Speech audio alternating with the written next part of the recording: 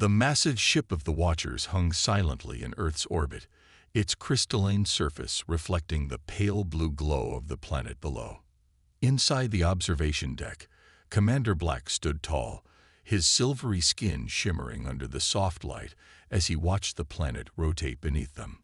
"Another primitive world," he said, his voice carrying a hint of boredom. "How many does this make now?" Observer White, the smaller alien beside him, consulted her datapad. "This is the 47th Class 3 civilization. We found this cycle, Commander." She paused, zooming in on a particular section of the planet. "Though this one seems particularly messy." The main screen showed various scenes from Earth. Cars stuck in traffic jams billowing exhaust, factories releasing smoke into the atmosphere, and armies conducting military exercises. The Watchers had been observing Earth for 3 standard days now, and everything they saw only confirmed their initial assessment. "Look at them," said Black, gesturing at the image of a coal-powered plant. "Still burning fossil fuels for energy. They haven't even mastered basic fusion technology." He shook his head, his crystal-like antennae catching the light.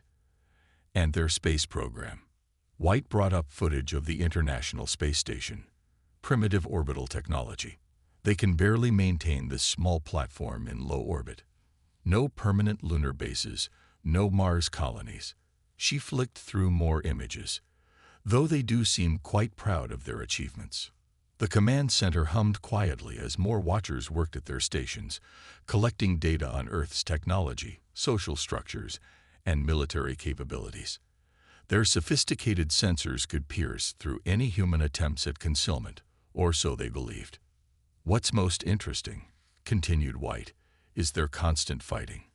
They divide themselves based on invisible lines drawn on their planet's surface. Nations, they call them." She displayed a map showing various ongoing conflicts. "They're currently engaged in several regional disputes." Black moved closer to the screen, his tall frame casting a shadow over the display. "Typical of their development stage. They're too busy fighting among themselves to achieve any real progress in space exploration." He turned to face the crew. "Mark them as a Class 3 pre-FTL civilization. Barely worth monitoring."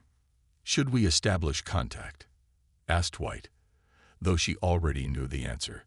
Their protocols for primitive civilizations were quite clear. "No," Black replied firmly.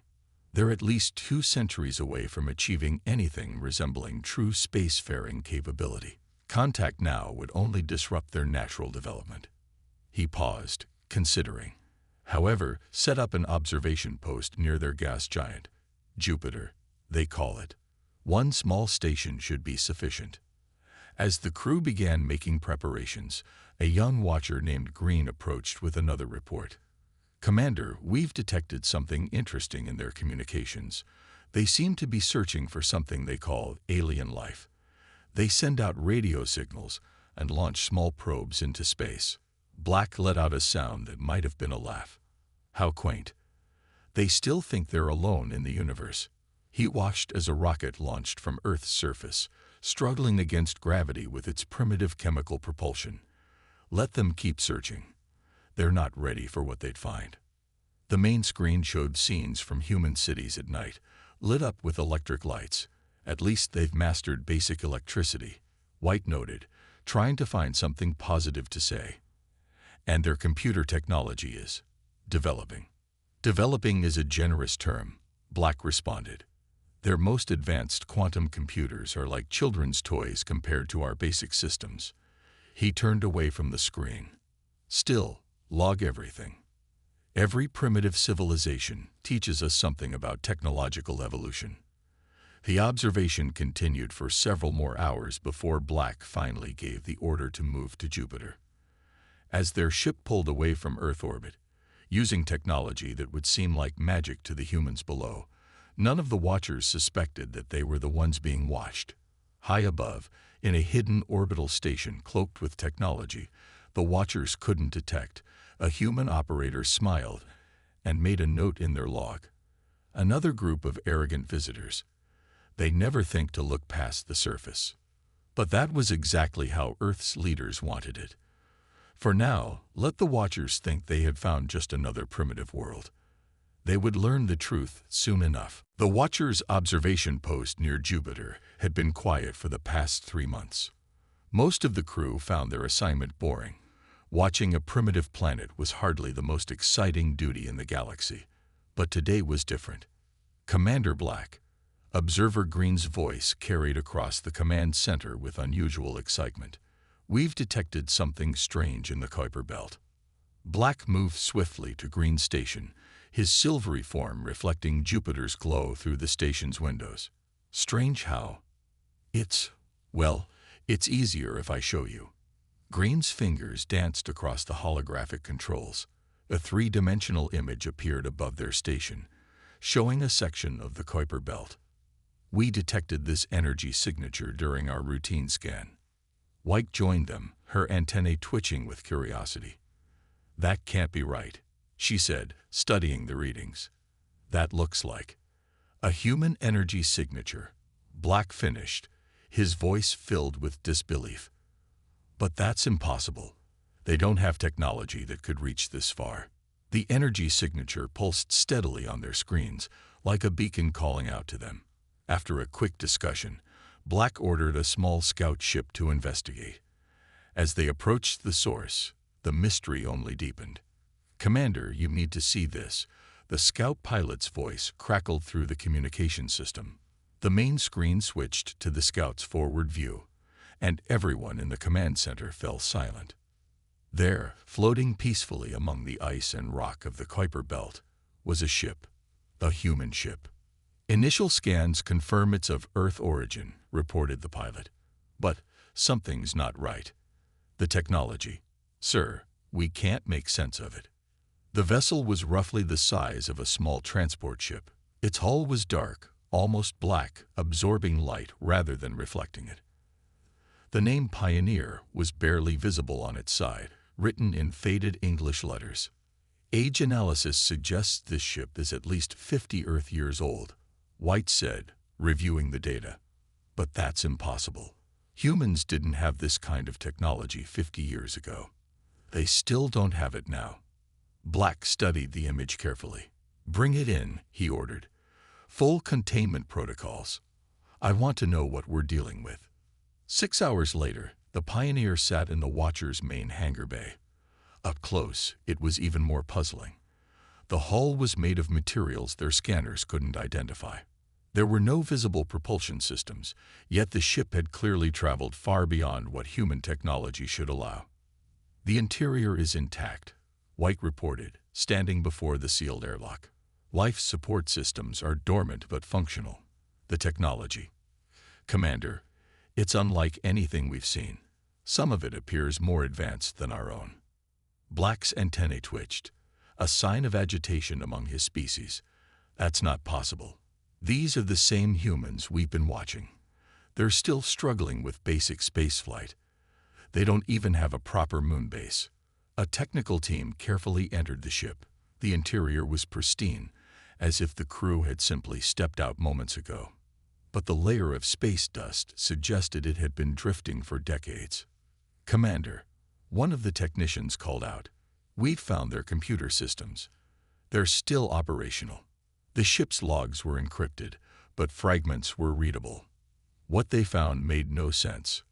References to experiments that should have been impossible for humans to conduct.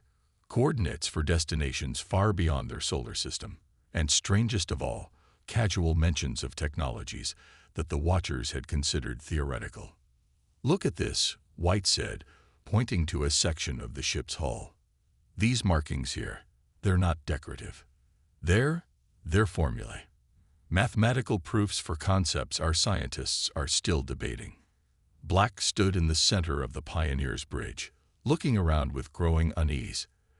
Everything they thought they knew about humans was being challenged by this single discovery.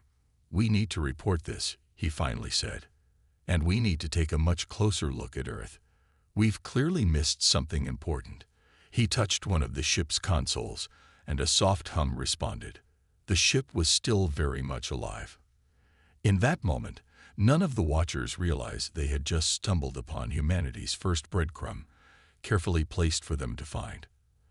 The real question wasn't how this ship got here, but why humans wanted them to find it. The Watcher's science team had been studying the Pioneer for a week now, and each discovery left them more confused than the last. In the main laboratory, Commander Black stared at the ship's engine room through a protective barrier, his antennae rigid with frustration. "It makes no sense," said lead scientist Gray, consulting his data pad for the 100th time.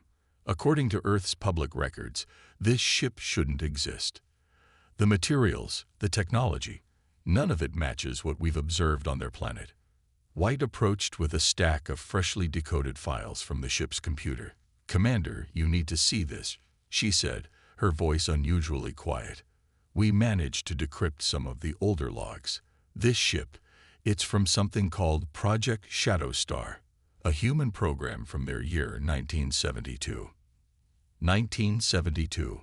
Black's crystalline features shifted in what passed for shock among his species. That's more than 50 Earth years ago. They were barely reaching their moon then. The main screen displayed the decoded files. The text was in simple English, but the implications were staggering. Project Shadow Star had been a black program, something humans kept hidden even from their own people. The Pioneer wasn't just a ship. It was one of many. "Listen to this entry," White read aloud. "Test Flight 17 successful. Fusion drive performing beyond expectations. FTL calculations prove Dr. Miller's theory correct.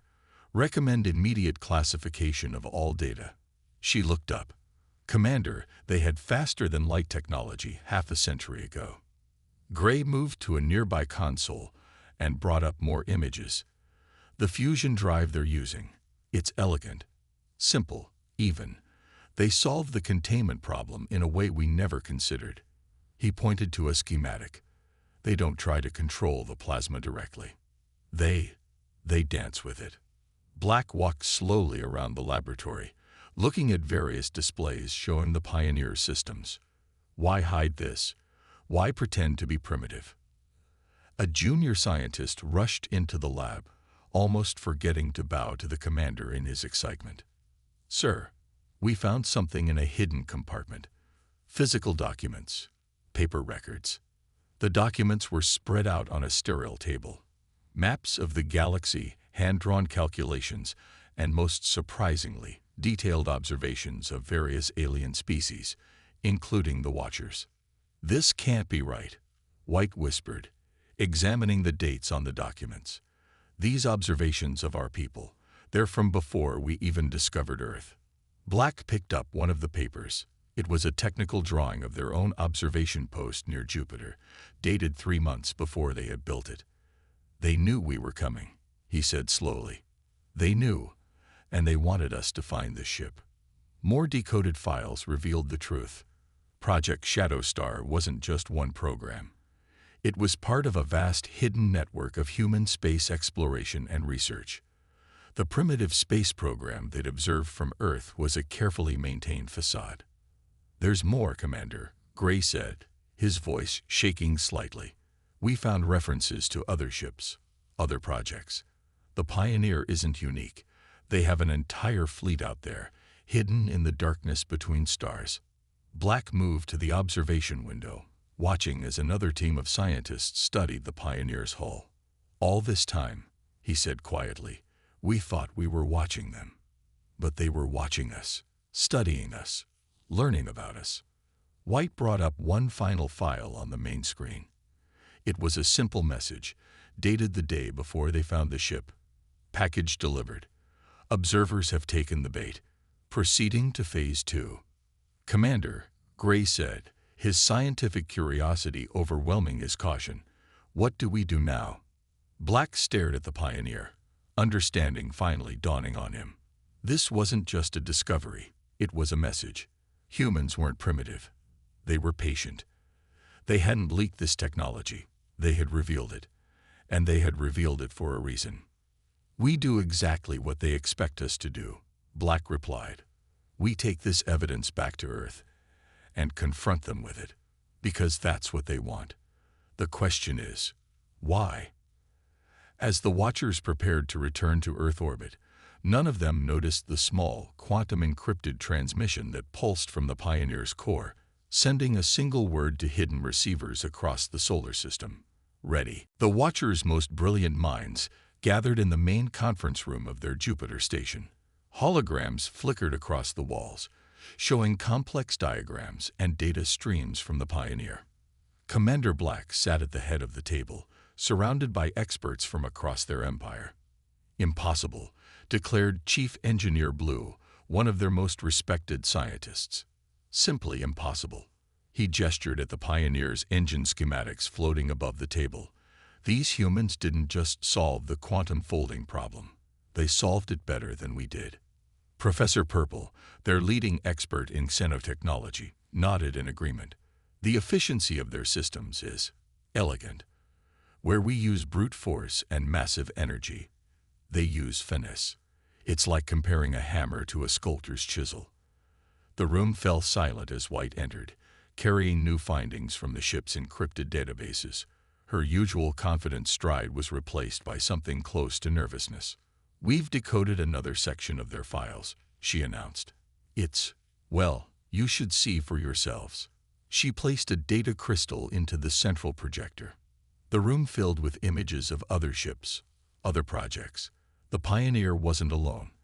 It was just one piece of a vast human space program that had operated in complete secrecy for decades. Project Echo, White read from the files. Project Starweaver, Project Horizon. Each name came with specifications for vessels that surpassed even the Pioneer's capabilities. These aren't just designs. They built these ships, all of them. Black leaned forward, his crystalline features catching the light from the projections. "Where are they now?" "That's the interesting part," White continued. "According to these coordinates," she brought up a galactic map. Dozens of points lit up, spreading far beyond Earth's solar system. "They're out there, right now, watching, waiting." Blue stood up suddenly, his antennae vibrating with excitement or fear. It was hard to tell which. "The quantum signature variations we've been detecting in the Oort cloud. We thought they were natural phenomena." "They're ships," Black finished the thought. "Human ships, using technology we can barely understand, hiding in plain sight." The investigation had revealed more than just advanced technology. The humans had solved problems that had puzzled the Watchers for generations. Their approach to physics, to engineering, to space travel, it was revolutionary. "Look at this," Purple said, bringing up a new display. "Their computer systems don't just process information. They dance with quantum states in ways we never imagined. They're not fighting against the universe's laws. They're working with them." A junior scientist burst into the room, forgetting all protocol in his excitement. The medical team found something. The ship's life support system. It doesn't just maintain an environment. It creates a bubble of altered space-time. The implications were staggering. The humans hadn't just achieved faster-than-light travel.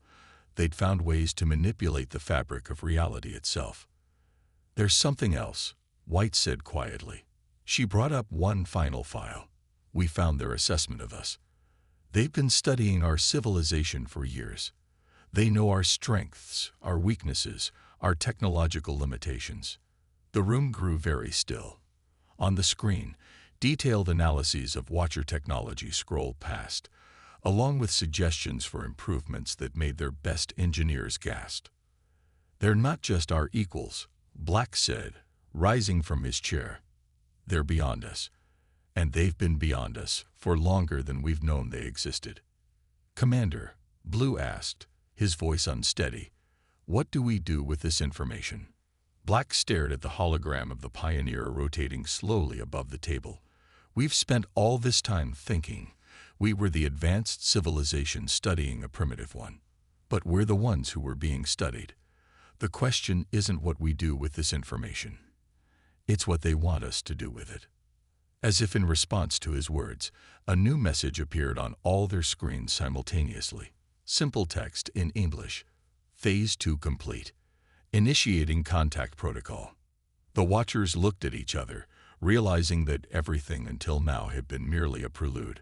The real first contact was about to begin, not on their terms, but on humanity's. The Watcher's Jupiter station shook slightly as another human ship appeared seemingly out of nowhere. This wasn't the primitive chemical rockets they'd observed from Earth. This vessel was smooth, black, and absolutely massive, easily twice the size of their largest ships. Commander Black stood at the observation window, his silvery form rigid with tension. In the past hour, 5 such ships had emerged from what his sensors insisted was empty space. Each one took up position around the station with precise, deliberate movements. "Commander," White called out, her voice trembling slightly. "We're receiving a transmission. From Earth." The main screen lit up, showing a simple conference room. 3 humans sat at a table, 2 men and a woman, wearing plain black uniforms without any markings. They looked ordinary, unremarkable even, yet their calm expressions suggested they had been waiting for this moment for a very long time. "Greetings, Commander Black," the woman in the center spoke. "I am Director Stone of the Earth Defense Initiative. I believe you found our pioneer." Black's antennae twitched in surprise. "You speak our language." "We've had 50 years to learn it," she replied with a slight smile. "The Pioneer was one of our first deep space vessels. We left it there for you to find. A greeting card of sorts." The room fell silent as the implications sank in. White stepped forward, her data pad clutched tightly. "Your first vessels, but our scans of Earth show exactly what we want them to show," the man on the left interrupted. "Those primitive rockets, the International Space Station, all part of our public space program. A carefully maintained facade." Director Stone nodded. "While the world watched those spectacles, we were building something far greater. The Pioneer is just the tip of the iceberg, Commander. We have colonies beyond your sensor range, ships that can cross the galaxy in weeks, technologies your scientists have only dreamed of." The second man touched a control, and new images filled the screens around them. Hidden bases on Mars and Europa. Massive shipyards floating in the spaces between stars. Entire fleets of vessels that made the Pioneer look primitive by comparison. "But why?" Black asked. "Why maintain this deception?" "Survival," Stone answered simply.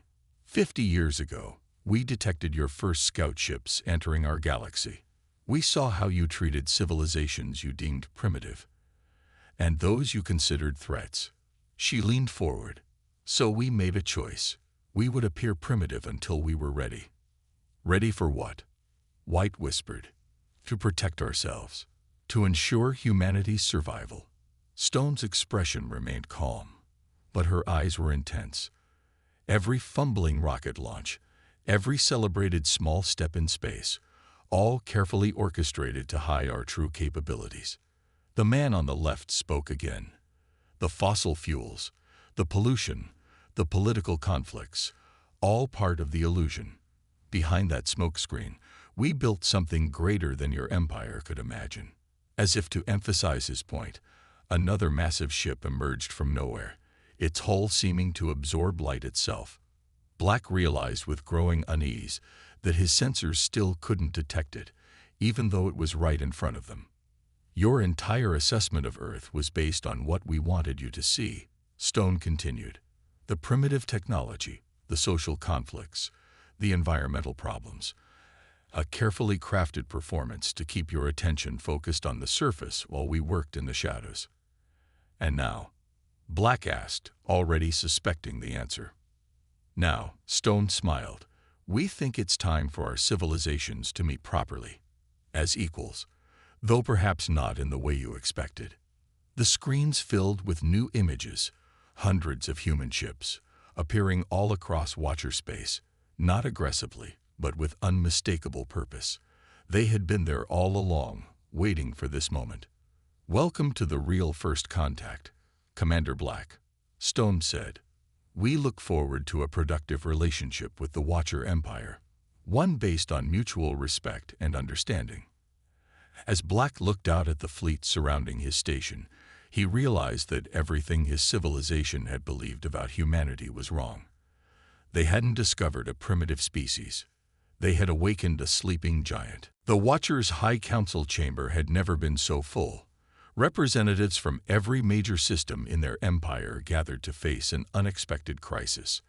On the massive central screen, live feeds showed human ships appearing near every major Watcher world, vessels that their most advanced sensors couldn't detect until they chose to be seen. Commander Black stood before the council, finishing his report. And that's the situation. The humans have been watching us, studying us for decades. Everything we thought we knew about them was wrong. High Counselor Red, the eldest of their species, leaned forward on his crystalline throne. How did we miss this? How did an entire civilization hide their true nature from us? The chamber's doors opened, and Director Stone walked in, flanked by 2 human officers. The Watchers' guards moved to stop them, but their weapons suddenly powered down. Human technology at work. You missed it, Stone said clearly, her voice carrying through the chamber, because you saw exactly what you expected to see. A primitive species, fighting among themselves, struggling with basic technology. She smiled. Your arrogance made our deception easy. Images appeared around the chamber, holographic displays showing the true extent of human advancement. Massive space stations hidden in dimensional pockets, shipyards inside gas giants, colonies thriving on worlds the Watchers had deemed uninhabitable. While you watched our rocket launches and satellite deployments, Stone continued, we were building an empire in the spaces between stars. While you monitored our primitive internet, we developed quantum communications that your sensors couldn't detect. While you logged our environmental problems, we were terraforming planets beyond your reach. One of the council members stood up, his crystalline form shimmering with agitation. This is an act of war. You have infiltrated our territory, spied on our people. No, Stone interrupted calmly. This is an act of prudence. We studied your history, Counselor. We saw how you treated civilizations that you considered threats.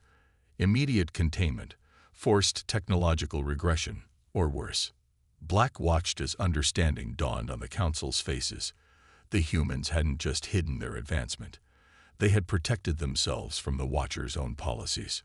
Your ships, another counselor spoke, they're in position around all our major worlds. A precaution, Stone assured them. We're not here to threaten you. We're here to change the nature of our relationship. She gestured, and new images appeared. Human ships working alongside Watcher vessels, shared technological developments, joint colonies. We propose an alliance, equal partners in galactic development. But first, you need to understand something fundamental about humanity. Stone walked to the center of the chamber, her presence somehow filling the vast space. We're not the primitive species you thought we were. We're not even the advanced species you now think we are. We are something else entirely. A civilization that chose to hide its light not out of fear, but out of wisdom. The chamber fell silent as the implications sank in. The humans hadn't just achieved technological parity with the Watchers. They had surpassed them long ago. Your empire, Stone continued, is built on the principle of technological superiority. Ours is built on understanding. You look for worlds to monitor and civilizations to guide. We look for allies to grow with. High Counselor Red stood slowly. And if we refuse this alliance, Stone's expression remained neutral, but her eyes were firm. Then we will continue to exist as we have been, hidden, watching, protecting our interests. But know this, the era of the Watchers believing they are the most advanced civilization in this sector is over. The choice now is whether we move forward together or apart. As if to emphasize her point, more human ships appeared in the space around the Council world, vessels that made the Watchers' most powerful ships look small in comparison. The Pioneer was our invitation. Stone concluded, this is our introduction. The next move is yours, High Council. Choose wisely. The council chamber erupted in urgent discussions as the Watchers faced a reality they had never imagined. They were no longer the ones in control of the situation. For the first time in their history, they had to decide whether to be the Watchers or the Watched. 1 month after the confrontation in the High Council chamber, Commander Black stood in Earth's orbit aboard a new type of vessel, a joint human-Watcher diplomatic ship. Through the observation window, he watched the planet that had fooled his entire civilization with a mixture of respect and lingering amazement. Still trying to spot our hidden bases? Director Stone asked, joining him at the window. She handed him a drink, real Earth coffee, which had become surprisingly popular among the Watchers. After a month, I'm still finding it hard to believe, Black admitted. All those primitive satellites we monitored. Decoys. Stone smiled. Our real communication network exists in quantum space. Those satellites were just part of the show. She gestured to the seemingly empty space around Earth. Right now, you're surrounded by more than 40 major installations. You just can't see them. The ship's briefing room was filled with both species now, Watchers and humans working together, sharing knowledge and technology. On the main screen, a map showed the known galaxy, but with countless new additions the Watchers had never known existed. Here's the latest report, White said, entering the room with a datapad. We've confirmed human presence in over 300 systems we thought were uninhabited. Their stealth technology is remarkable. A human scientist named Brooks, who had been working with the Watchers' technical team, pulled up a hologram of the Pioneer. This ship was specially designed to be found, he explained. A perfect mix of advanced technology that would impress you, but not frighten you. The real workhorses of our fleet are far more sophisticated. And the primitive rockets? The International Space Station, Black asked. A necessary public program, Stone explained. Not everyone on Earth knows about our true capabilities. We found long ago that societies adapt better to space travel when they believe they achieved it through gradual progress. The room's attention turned to a new arrival, High Counselor Red, who had made the unprecedented decision to establish permanent diplomatic relations with Earth. The Council has finished its review of human space territory, he announced. We've had to completely rewrite our understanding of galactic civilization. How many other species are like us? Black asked. Hidden, watching, more advanced than they appear. Stone exchanged glances with her colleagues before responding.